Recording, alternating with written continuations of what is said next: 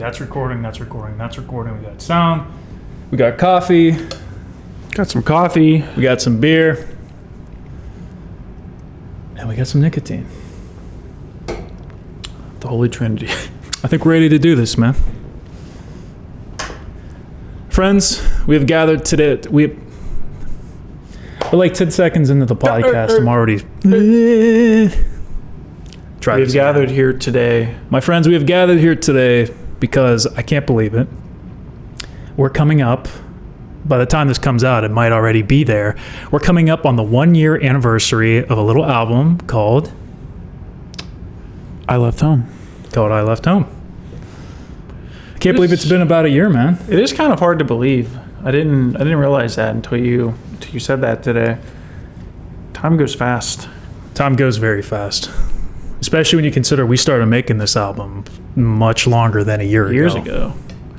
Feels like it feels like such a different era of our our band. I mean, it was a different era in our lives. Era, and the songs reflect that. So anyways, to commemorate 1 year, Steven and I thought it would be a cool idea if we just hopped on here, got a couple of microphones, and just basically created a podcast, I guess. Can we call this a podcast? Are we cool enough for that? Yeah, we can call it I'm not cool enough. He's cool enough. Talking into a microphone video. You got a jacket made out of lamb. That's pretty cool, man. Anyways, we're going to talk about I Left Home. We're going to talk about the story behind it, what it's all about. We're going to go song by song. We're going to talk about how we created it musically, where our minds were at the time. Yeah. I think we should probably start out with like the whole actual leaving home part before we even get into the songs themselves. Yeah. Because that's kind of that started back in 2019. It's kind of a whole story in and of itself. It is. Well, I Left Home. I mean, what would you say, elevator speech, if you're going to summarize I Left Home at a high level? What's the overarching theme of the album, or themes? I think it's about you find yourself in a unknown territory, and there's a lot of challenges that come with that. You meet new people. You may be scared of your new surroundings and how you're gonna do. You miss the people back home. So I think there's themes I would say is doubt. It's basically the story of leaving home, right? It's the story of spreading your wings and getting out of your comfort zone for the first time in a meaningful way. So right? there's obviously the emotions like doubt and fear and all that, but there's also, like, looking on the positive side, there's a lot of excitement and a lot of hope that I felt when I moved away from home. Definitely. No, I think that's all true. But again, like, just to summarize, possibly even more specific to us, I mean, it's the story of us starting our journey to do this crazy thing of creating a band, chasing a dream, if you want to get cliche. It's really what it is, man. There's a lot of ups and downs, right? Like you were just talking about, that come with that. So why don't we start with the story of how the album, like, let's just, instead of like giving more backstory into like the band before this point, like, why don't we just keep it to I Left Home era and when it started up until whenever we completed it. So in my opinion, I think it all started with a phone call that I made to you. Do you remember that phone call? I do. This is before you left home? It is. Yes. So technically before I left home. So I was living in an apartment at the time by myself, and I get a phone call. But where were you living at?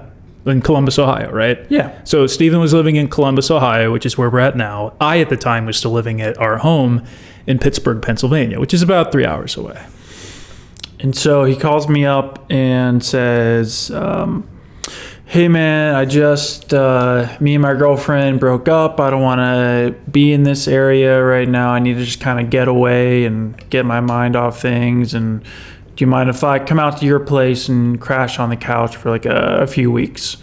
Yep. And I was like, All right, that sounds fun. That sounds cool. Little did I know. Little Go ahead, did you what know, I would be on your couch for the next 3 months.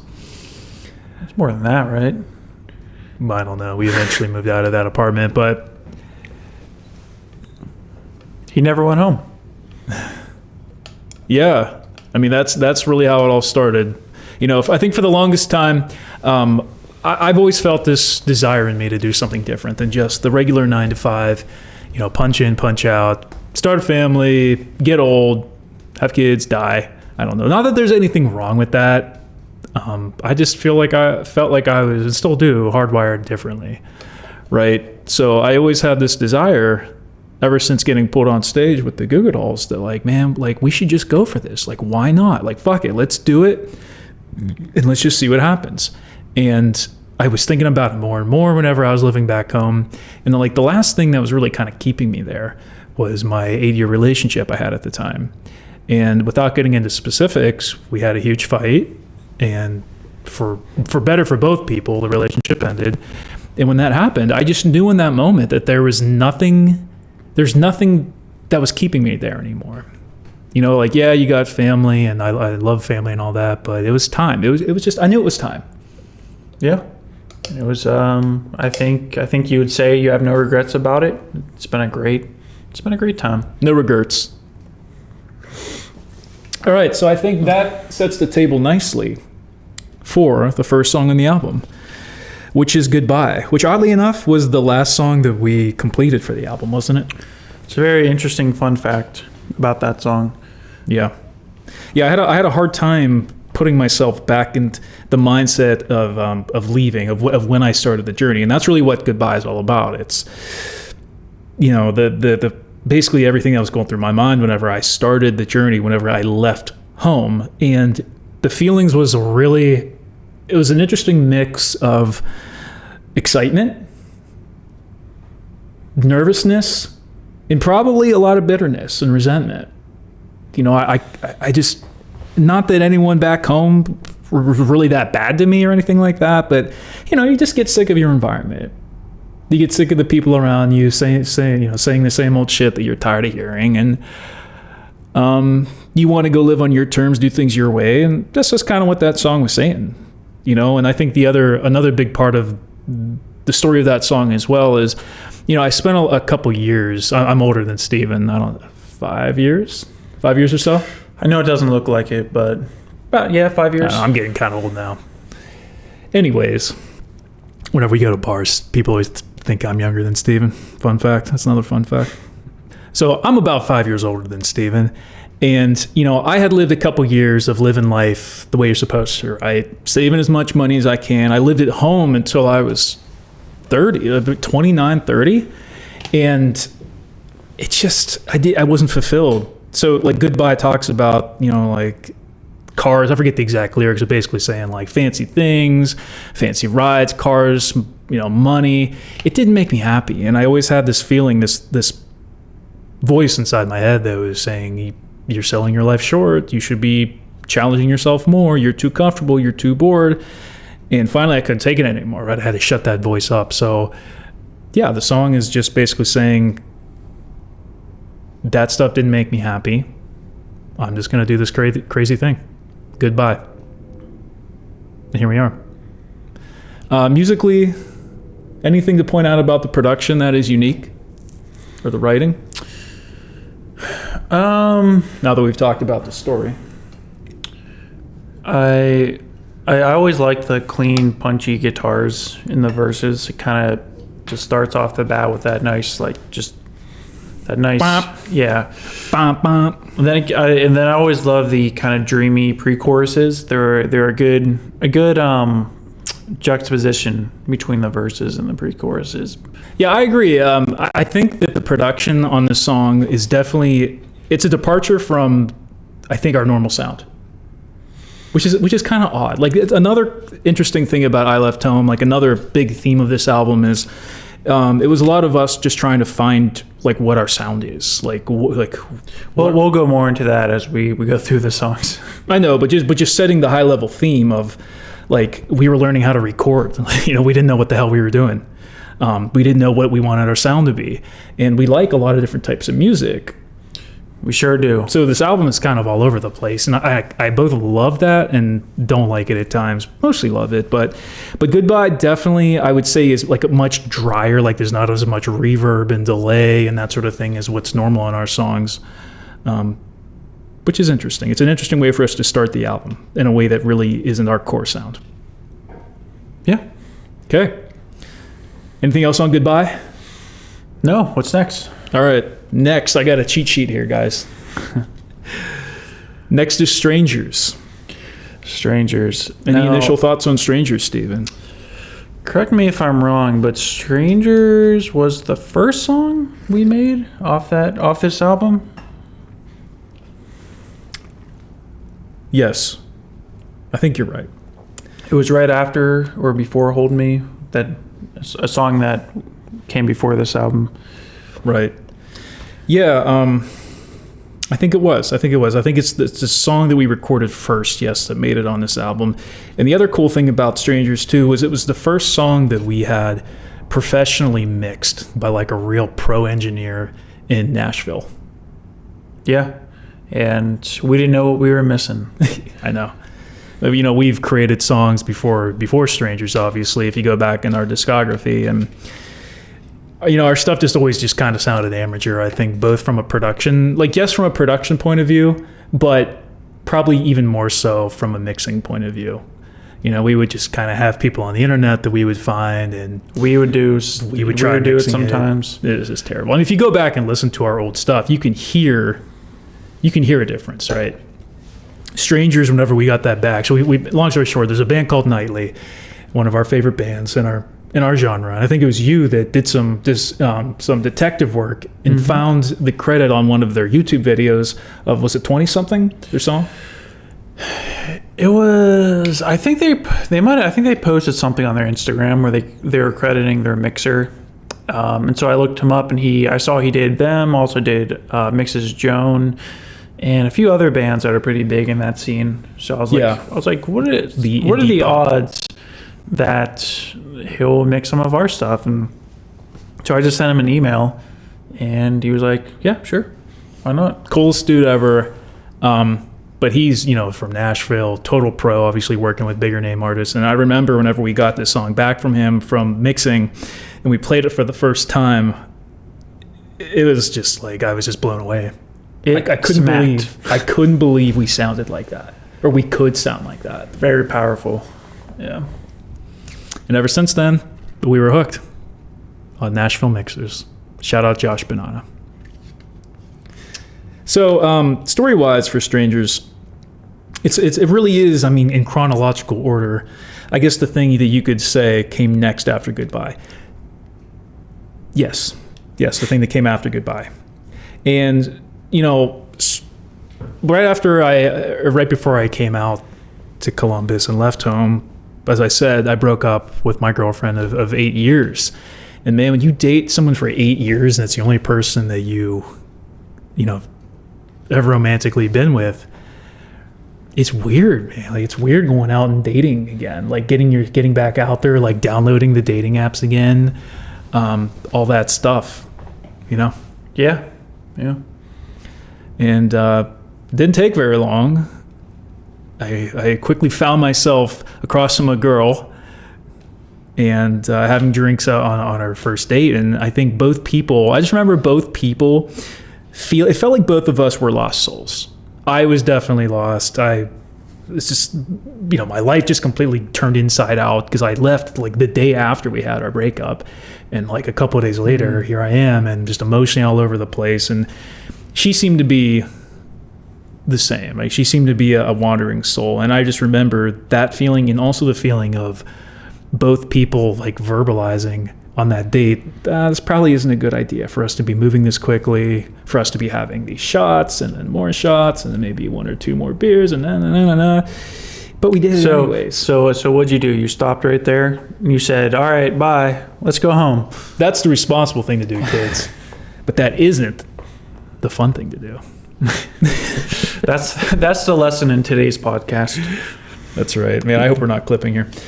But anyways, we said fuck it. We said fuck it. We're gonna have ourselves a night. We're just gonna have fun, and we did. We let it rip, and that's in the line "Strangers." We both know that all we are strangers, meaning we don't really know each other. I'm okay if you're okay with danger, meaning that both people understand the circumstances, understand the feelings and the emotions that are at risk, but deeming that it's worth the wager, as the song states, and that's what "Strangers" is about. Musically, you touched on how we are kind of all over the place. And I think this being one of our first songs we made, during that time we were feeling a lot of, I think, Chainsmoker vibes, at least maybe I was. And so, For sure. And so I think we were trying to incorporate a lot more EDM elements at first. This song has a drop, and not really many of our other songs do. It just kind of has almost like a straight musical drop. It's like it has the we are, but it kind of repeats. Yeah. It's not really lyrically heavy. But I always enjoyed it though. We don't do it very often anymore, but I always thought it sounded pretty nice.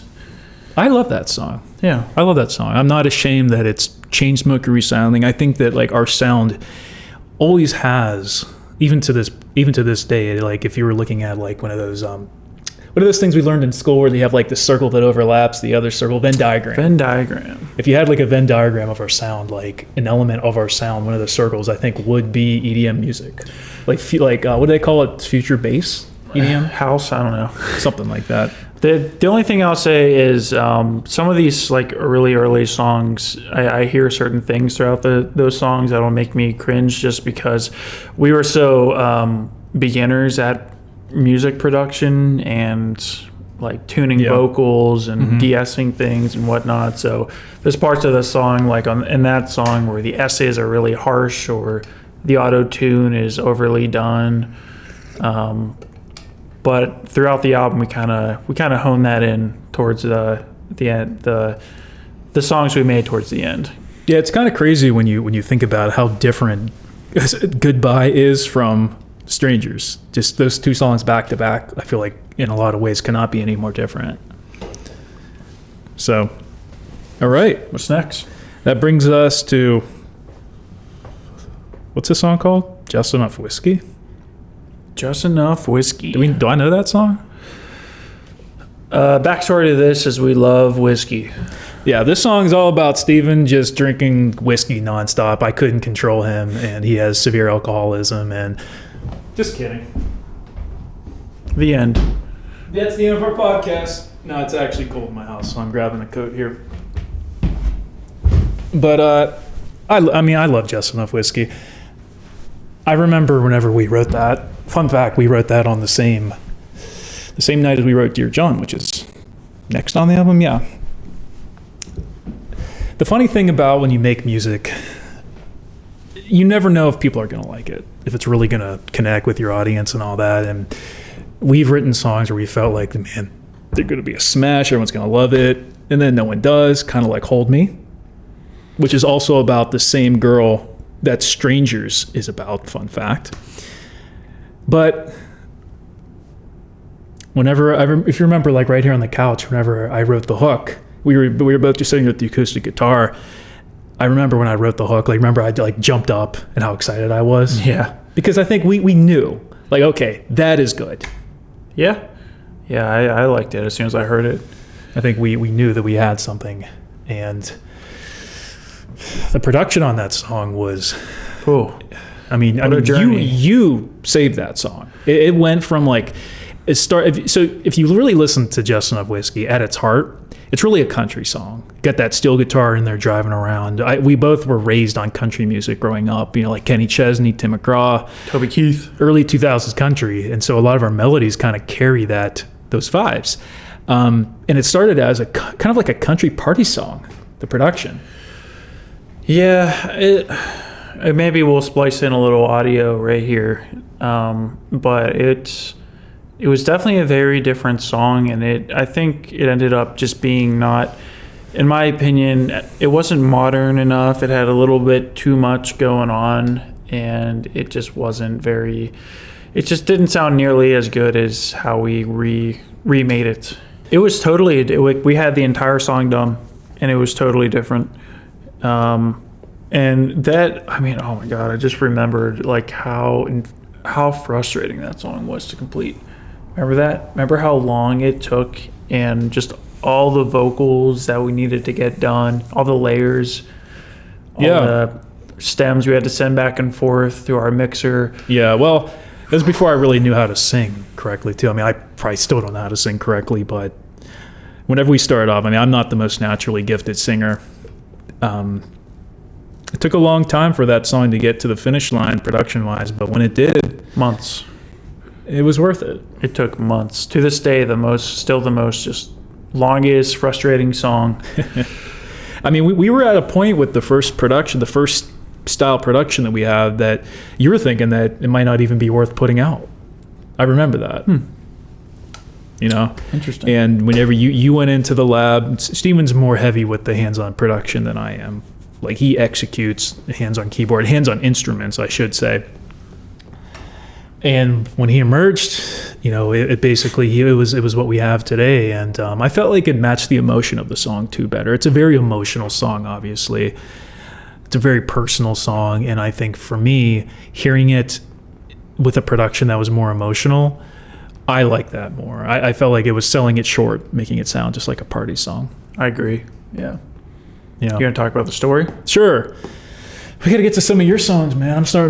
My voice is starting to run out here, but yeah, Just Enough Whiskey. I mean, on the surface, it looks like like your standard breakup song, but really, what that song is about, if I were to just summarize it as much as I could, it's about feeling really guilty about something that you did, and instead of handling it in a healthy way, you distract yourself so you don't feel the guilt, you don't feel those emotions.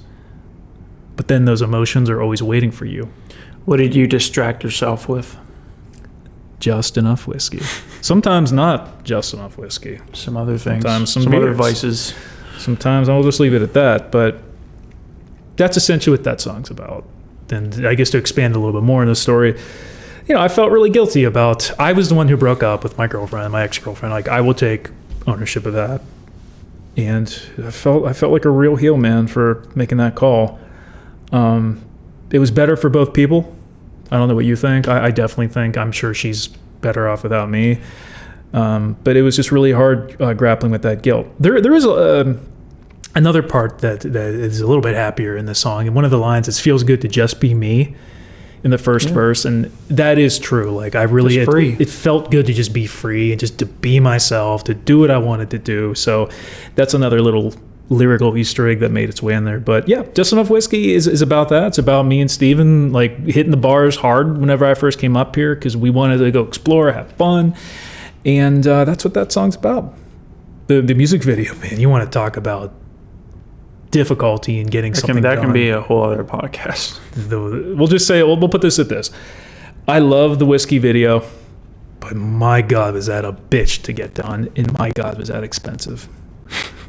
I do love that video, though. Yeah, it's very professional. The only gripe I have with it is whenever the scene, whenever I get out of the car and I stumble and I fall. Mm-hmm. Not my best acting. Acting is harder than you would think, guys. It really is. All right, moving on. Song number 4, Dear John. You want to talk about the... I'll start with the story, and then we'll get into the music. But Dear John was sparked... So continuing with the theme of guilt, right? This one's more based on feeling guilty about leaving your family, right? I think we both felt a little disconnected from our family and felt bad about it.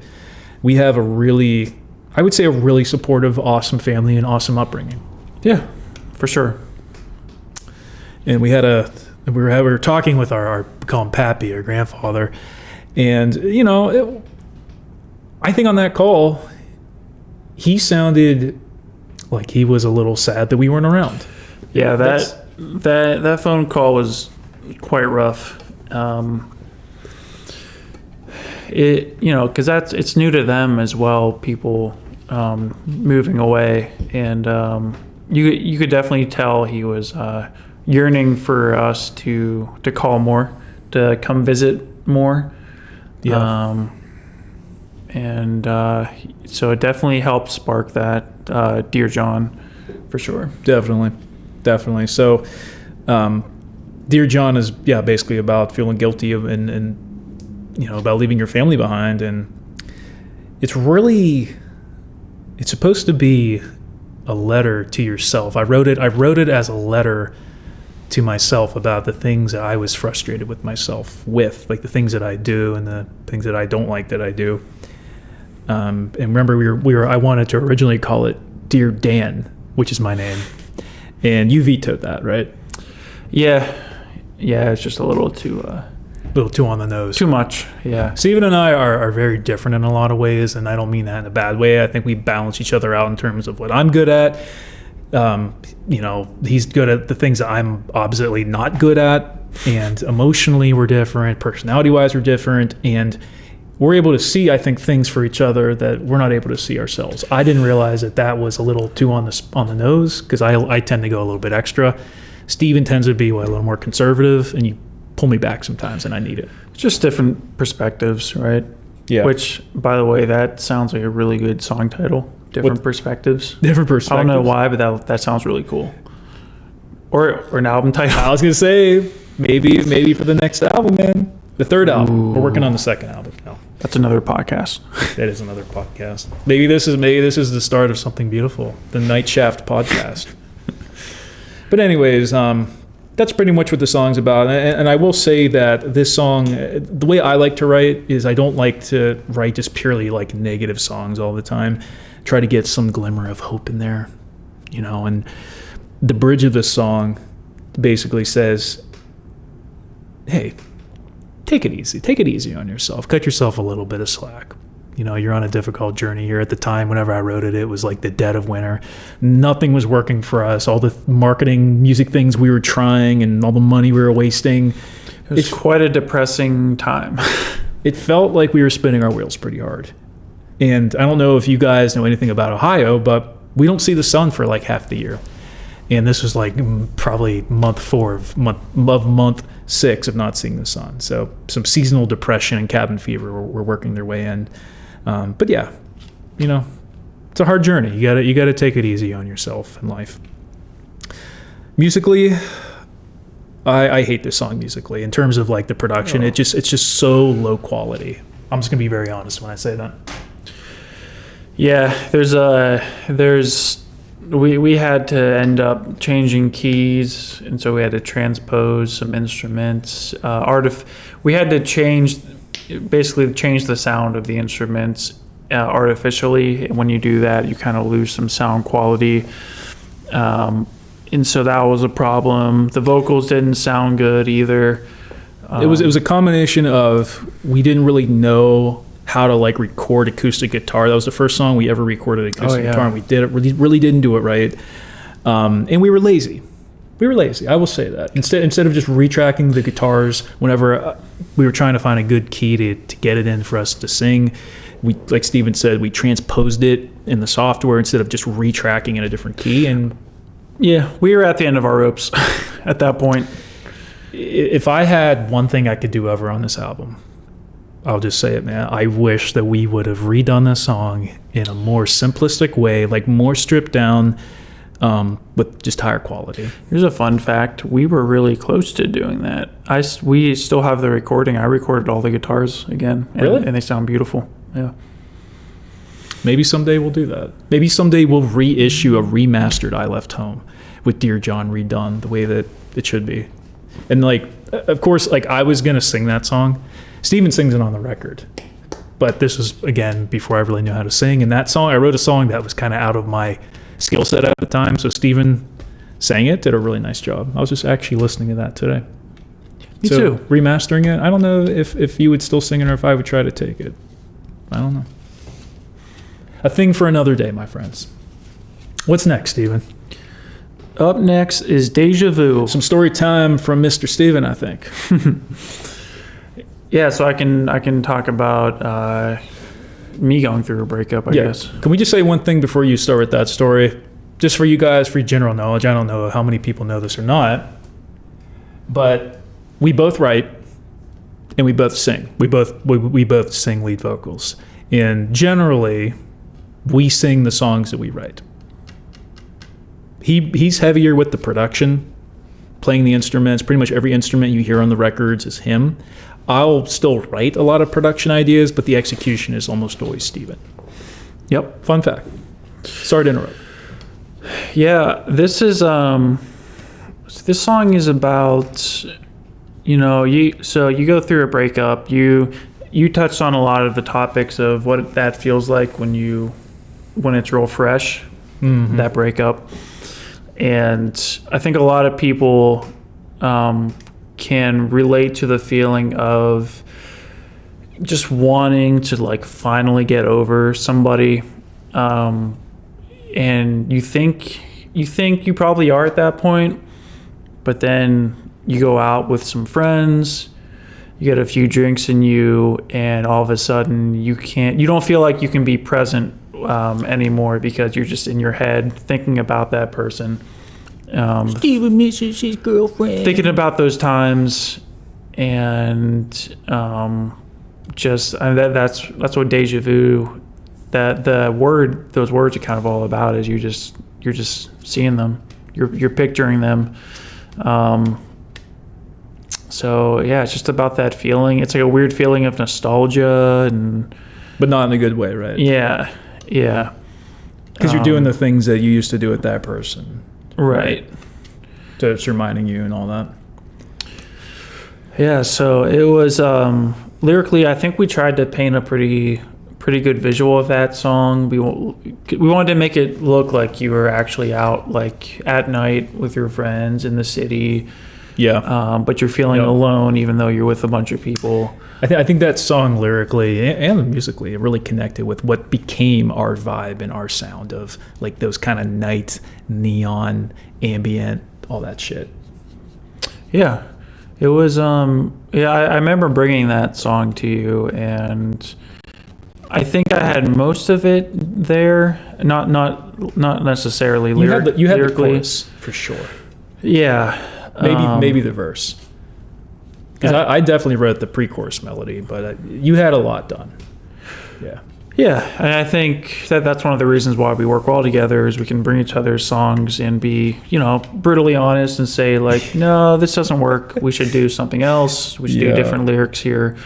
You're right. And you actually came up with the line "Deja Vu." I came up with the line making love to Deja Vu, which I really had to push you onto. And I'm not saying I knew that would work or not, but it was definitely a risk that I pushed you to take. You sold me. I agreed at the end. Well, you didn't feel quite comfortable with it, right? Because saying making love to Deja Vu, I mean, we're talking about sex, right? So it's a bit, I guess, awkward, uncomfortable. Risque. Contrary to popular belief, we're not a Christian band. I know we sound like one sometimes. Did we ever end up writing our own second verse to that song before we found Khaki? Nope. We didn't record? Nope. So I guess somewhere along the way when we were writing the song, we thought it'd be a good idea to make it a duet. And so I just started searching on Instagram, just trying to find females who just sound awesome and would really fit the part.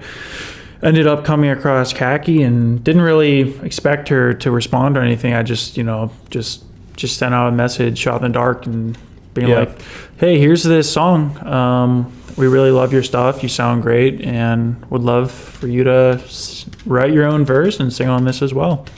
And I think it was like a few weeks later she ended up responding. But I was like, thank God. And I mean, she killed it. Her voice is so good. I love her voice. I love all her music. Like, you want to talk, there's so many artists, whenever you get into the world that we're in, that you realize, man, deserve so much more credit, so much more notoriety, whatever you want to say. And she's definitely one of them. Not as much of us as such, of course, but. And also, fun fact, she's from Columbus. Same town we're in right now. So which is totally by chance, right? Yeah. That's why we didn't even know that, but that's why we were able to shoot that music video. Is she just came home for the holidays, and that was That was my brother's director debut, filmographer debut. I like that video, man. Yeah, I do. It's not perfect, but that's another, like, if I was to put another theme on this record, DIY. not perfect, but good enough. You know what I mean? Like, just stumbling our way through it. But I think it made a lot of this album feel really authentic, though. Has a very unique vibe to it that I always appreciate when I go back and listen to it. But we can do a music video podcast and talk about all the different music videos. Yes, we're not going to go deep on music videos on this podcast. Otherwise, we'll be sitting here for 3 hours, and we got more stuff to do, pizza to eat, things like that. But real quick though, this was another song that sounded differently at first. I don't know if you remember that, but there's actually an earlier demo where it did not sound as sleek. No, I remember it sounded pretty different, actually. Yeah. And I think we will share more demos and things like that with you guys in the future. That's definitely, I think, something we could do. I just got to dig them out of my computer. Anything else on this? No, I love that song, man. Like, I think you could probably say it was like our second biggest song. Yeah, it's just a really good song, man. Like, from like the writing to the melodies to the production to the mixing to the mastering, I just love it. It was cool to see that resonate with a lot of people. I'm really proud of that song. It's a pro song. Crazy, song number 6. I would say "Crazy" is a slightly underrated song on the album. I know you don't think of it in the highest regard. I think it's a solid album song. That's we'll talk about him a little more later, but that's Marvanko's favorite song off this album. Shout out Josh Marvanko. Yeah, it's an interesting song. I think it's also serves as an example of us finding our sound. It's also it's very dry and acoustic. I was going to say, I don't think it really is. It's partly our sound. That's what I mean. It's partly our sound. The melodies are definitely us. There's vocoder in it a little bit. It's very dry, very acoustic driven, very punchy. A weird, quirky synth solo. I like that song. Fast song, only like over 2 minutes or something, but yep, short and quick, which I know all about. And it's about losing our minds. Well, I mean, look, like, I guess Crazy, you can kind of consider Crazy to be like kind of the halfway point through our journey. And like I said, for Dear John, like, nothing was working. I think we were just starting to figure out Facebook ads, which is really like a big breakthrough thing for us, was figuring out the Facebook ads. But man, I felt so burned out, I remember, at this point. And I think we wrote the song together, but for me personally, this song is very much about just being burned the fuck out. It's just, I was just at a point where, like, I just needed to take a break. I remember I had like a week where I didn't do anything. Remember, I had like a near, I don't say mental breakdown, but I was having a bad time. I'm a little bit more volatile emotionally than Steven is. That's another good thing about us, is he's more slow and steady. I'm more high highs, but also, unfortunately, lower lows come with that. But anyways, I remember going to the park down the road and just like sitting there and just letting my mind, trying to just think about nothing. And yeah, this song is just about going kind of crazy. Yeah, that's pretty much it. Yeah, I think that song would be fun to play live. I mean, I have no idea. It's quick, it's fast, it's fun. I have no idea how you're going to play that ripping synth solo. I'm going to fake it. You're going to fake it? Steven always fakes it. In bed. Up next. Sexually. One time. Big shout out Josh Marvanko here on this one. Yeah, so this song, lyrically, our good friend Josh Marvanko, who is obviously on this song, and he had a really heavy part in writing the lyrics. So he can definitely talk a lot more to the story than I can. What if we just cut Josh in like right now? Like, he just sends us like a video from wherever he's at. It's like, we could. That'd be funny.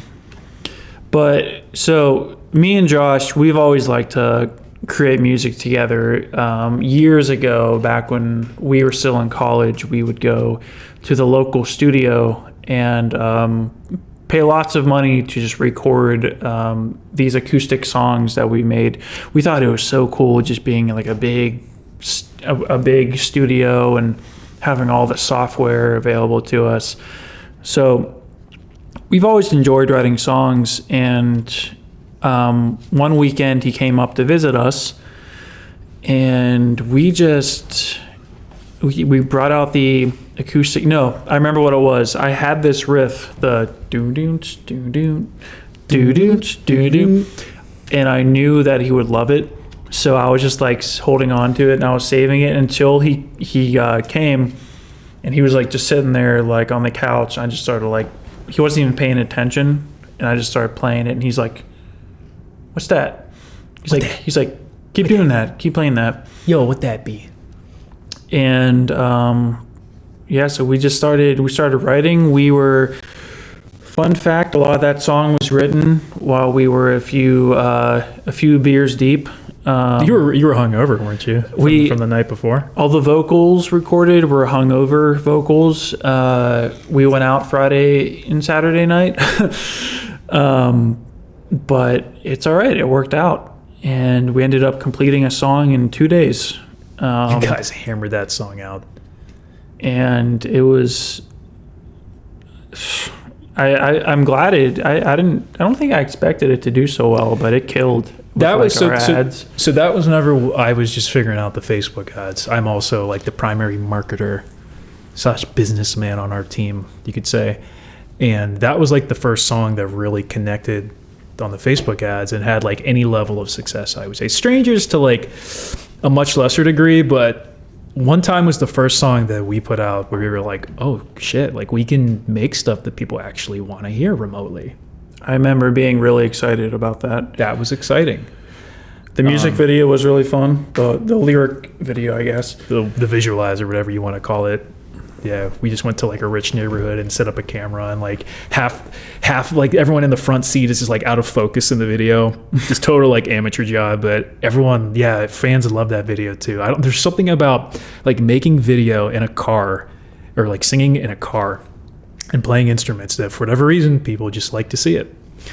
And that song, it's cool. It's like very Charlie Puth-y. It's kind of like dun, dun, like you're sneaking around. It reminds me of like that. I forget what the song is by Charlie Puth, but it's quirky. It's quirky, and that's a big trait of Marvenko's production style. Is he's more dry. He's kind of like the opposite of our production style in a lot of ways, which is why whenever we write together and produce together, I think it turns out pretty good. Yeah. But fun fact on that song, I had almost nothing to do with that song. I had like a few suggestions on the production, minor suggestions, and I had like one backup vocal that went into like the you gotta tell me towards the end of the song. Yeah. You killed it, man. It was beautiful. I know. If only more songs only had me singing one small line, we'd probably do a little bit better. But I'm going to be completely honest. I'm going to get very real here for the people. And I will say I was a little jealous of that song, man. I'm going to be completely honest. And I'm sure that's not coming as a surprise to you, but like at this time, like nothing I had written personally had any level of success. None of my songs. And the fact that song was the first one that had any level of success, it kind of bothered me a little bit. You know what I mean? And it bothered me in a way, not so much like, oh, I hate Josh and I hate you for creating a good song without me. It was more so like those feelings of imposter syndrome of like, wow, these guys can write a good song and I didn't have anything to do with it. Yeah, maybe that's why it was good, because I didn't fuck it up. You know, you just wanted to know you could do it too. Exactly. Yeah. It wasn't a good way to manifest those emotions, but if I'm being honest, that's what I was feeling. And luckily, Just Enough Whiskey came out shortly after, and all of those doubts were put to rest.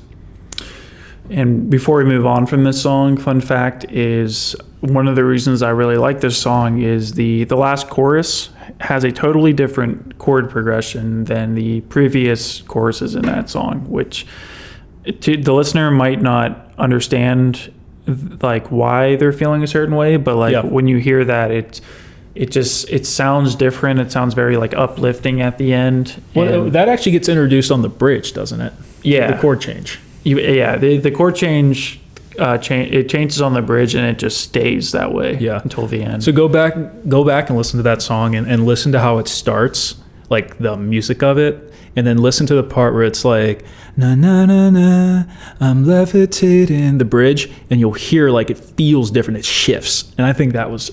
Was that intentional? That was. I mean, that was a genius thing I thought to do. Yeah, I think I was thinking about some song that's done that. Yeah, and I was like, yeah, that would be really cool. And see, that's another great example of how Steven and I help each other.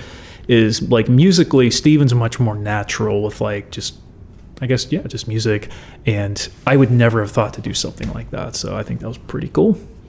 Hell yeah! What's next? Leave It All Behind. Leave It All Behind. Keep on rolling, man. This is your song. Steven wrote this and he sang it. I wrote the second verse lyrically, did I not? You did. Yep. Yeah. Anyways. Yeah, this song, I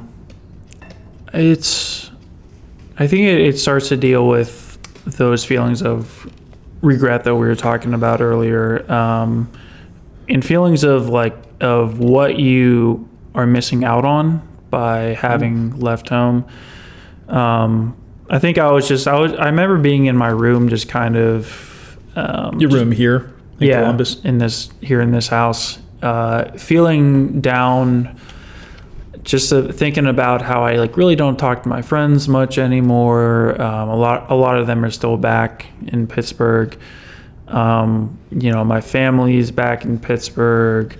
A lot of my favorite places, restaurants, bars, whatever it might be, just a lot of memories. And I was just toying with the hypothetical idea of what if I could just snap my finger and leave it all behind and just go back to how things were. Oh, yeah, I didn't know that.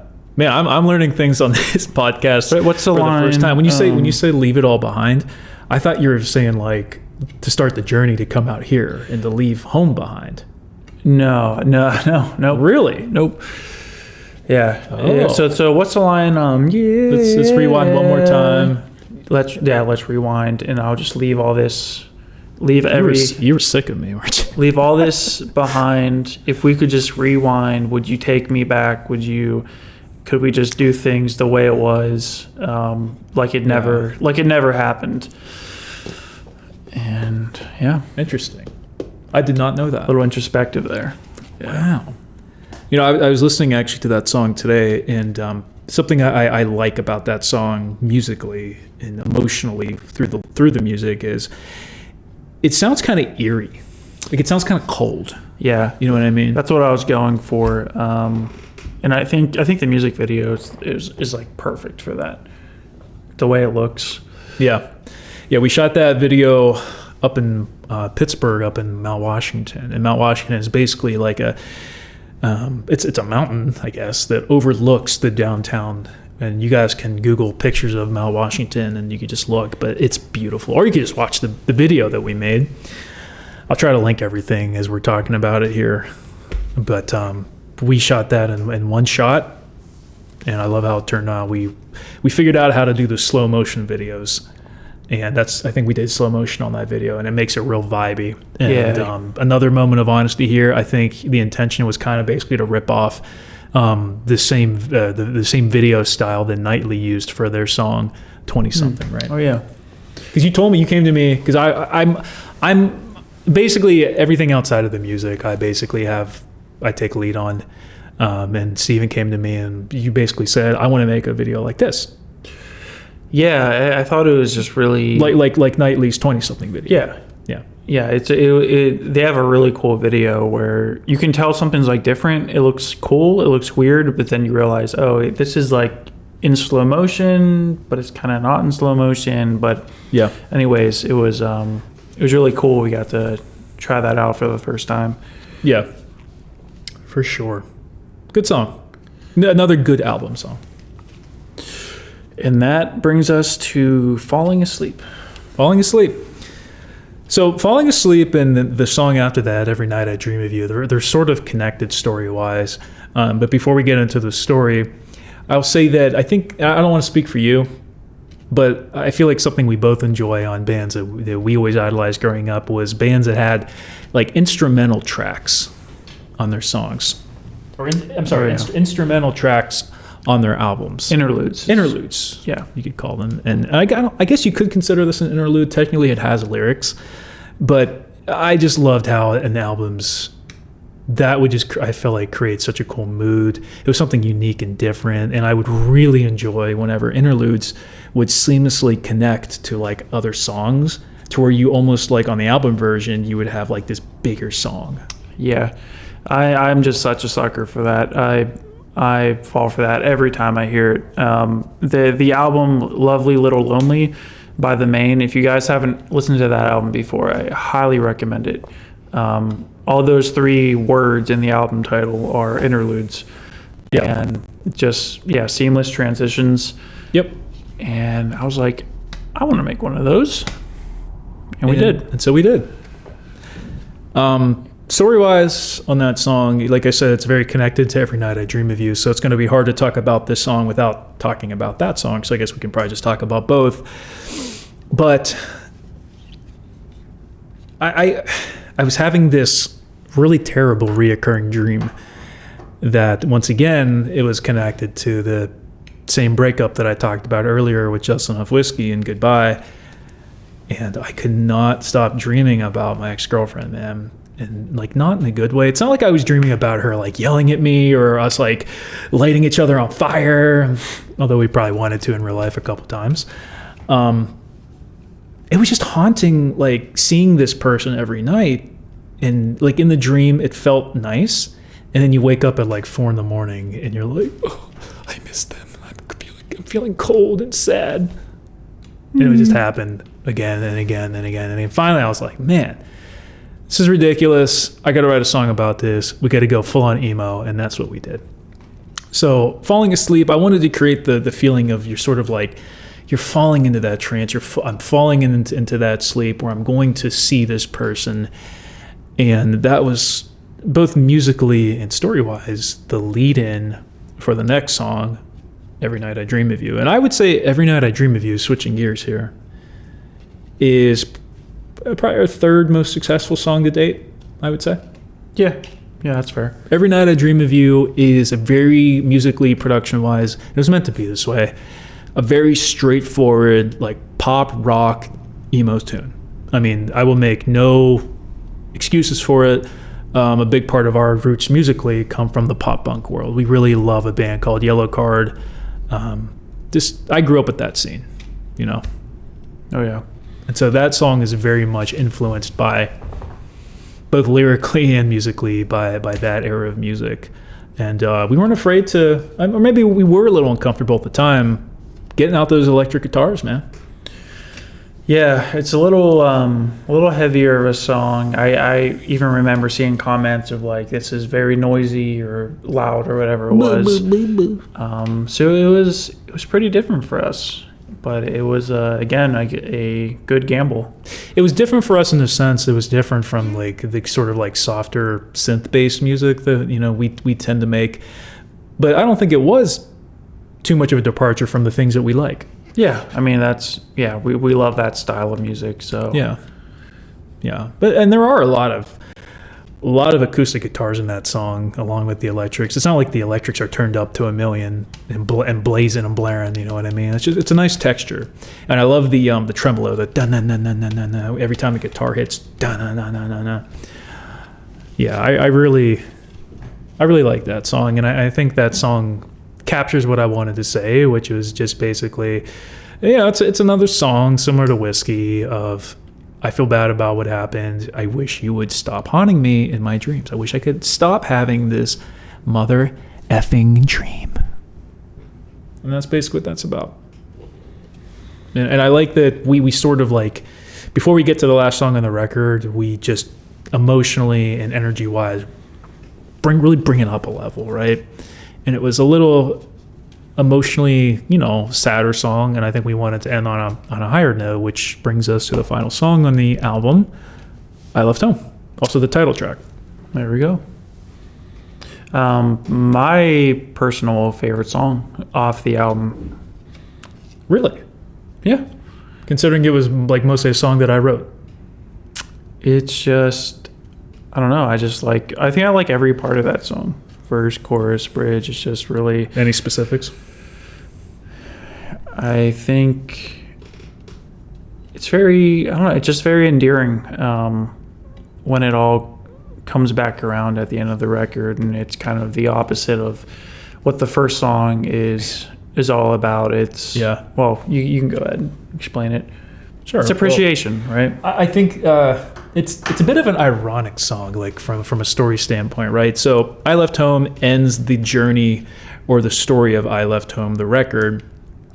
And, whenever the record starts, the main character is feeling very kind of bitter and resentful and like, screw you, I'm going to go out to the world and make something of myself, and I don't need these people at home and blah, blah, blah. And when you get to the end of the record, after going through that entire journey, I don't know, we had this kind of like realization of like, wow, the only reason we're even able to go through this journey that we just went through and have whatever level of success we do have is because we were raised by people that taught us how to work hard, that taught us to keep going, to not quit, and to all that cliched stuff. And I didn't think that the record would end that way, man. I'll be honest with you. You basically come full circle, right? You come back home in a way.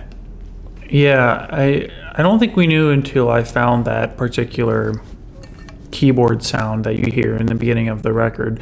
I just started playing it, and I think it just set the vibe of more like just, well, it wasn't, the sound made you feel kind of appreciative and just kind of thinking about back home in a happy way, in a good way. We also wrote it on a Sunday, and I wrote most of it like real late at night, and I don't know why Sunday night for me always brings out like those types of like, I don't know, like kind of chill vibe emotions, you know what I mean, nostalgic sort of feeling, probably because I got the Sunday scaries and I'm nervous about going to work. I don't know. I need to find that voice memo of us coming up with the melodies back there, and I remember that Sunday. Even though I wrote that song primarily both melodically and lyrically, the chorus melody, we did come up with that mostly together. Even though I tweaked it some, we did write that together, and I think we got the core of like what the song was going to be about together. Yeah. So, but I love that song too, and I love that we both sing on it, and I love that it highlights both of our strengths on that song. You know what I mean? Like you're very buttery and soft, which is what you're really good at on the verses, and then I sort of come through with that, bigger, sweeping chorus, which is something that I tend to do pretty good vocally. And then we got that nice guitar solo in there, and again, we'll have a different video about our music videos, but I love that music video too. All the home videos, that took a long time for me to make. Like on the editing, I edited that video, and I don't know. Big shout out to our brother Matt as well, because he played a really big role in doing the camera work for that video. We'll have him on the Night Shaft cast when we talk about that. Shout out Matt, love you, man. And that's really, I don't know. I guess what's I Left Home saying? Is there anything more story wise that song is really saying? It's basically just recognizing your family and saying thank you, and saying, wow, like this whole time I was running away, and you are the reason that I was able to even run away. So what the hell am I being resentful for? Right? Yeah. That's it. That's pretty much it. And I think it also says something else about that song that I think is important to point out is it says we have this new revitalized appreciation for home, but it doesn't mean we're going to stop our journey and going to come back home. It basically says, hey, we want to take a moment to talk and recognize you as our family and as our home. Not just our family, but like where we came from, the town Pittsburgh where we came from, and a lot of pride. A lot of pride, but the other thing that is sort of like ends the album with is we got to keep moving. Yeah, we're gonna keep moving. We're gonna keep rolling with this thing, whether it's good for us or not. We got to keep pushing. And I think that another big thing I want to drive home that I hope you guys take, as listeners take back as well is, a big tagline that we use. You guys see it all the time. Is this concept of just keep going, right? There's so much ups and downs on that album. A lot of downs. Right? A lot of mistakes. You can hear it both in the story and you can hear it in the songs, like Dear John, that, the album's all over the place. It's not perfect, right? But we kept going. We kept pushing through the journey and we got to a place where we ended up with a pretty cool album. And I think people enjoy it. I enjoy it. It's not perfect. Yeah. There's times I listen through it where I'm like, wow, I wish we would have done that better or changed that. But I'm proud of the fact that we started the journey and we finished it. We did it.